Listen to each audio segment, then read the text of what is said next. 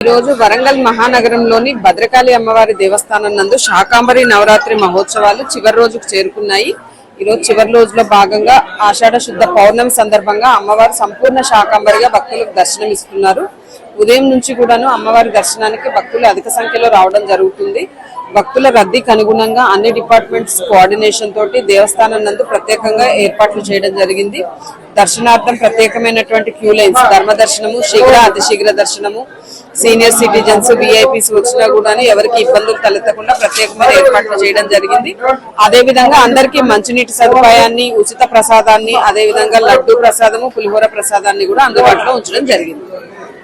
కాబట్టి భక్తులందరూ కూడాను వర్షం ఉన్నప్పటికీ కూడాను ఉదయం నుంచి రద్దీ అధికంగా ఉంది. వాళ్ళకు కూడా ఇబ్బందులు తలెత్తకుండా మనం టెంట్స్, పండాల్స్ వేసి ఏర్పాట్లు చేశాము. కాబట్టి భక్తులందరూ అధిక సంఖ్యలో అమ్మవారిని దర్శనం చేసుకోవాల్సిందిగా కోరుతున్నాం.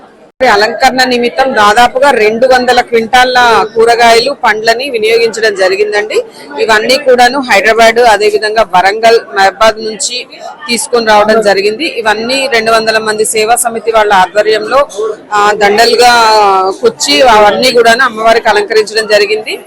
ఈ విధంగా అమ్మవారి అలంకరణ రాత్రి 10 గంటల వరకు కూడాను దర్శనానికి అనుమతించడం జరుగుతుంది. కాబట్టి భక్తులందరూ 10 గంటల లోపు అమ్మవారి దర్శనం చేసుకోవాల్సిందిగా తెలియజేస్తున్నాం.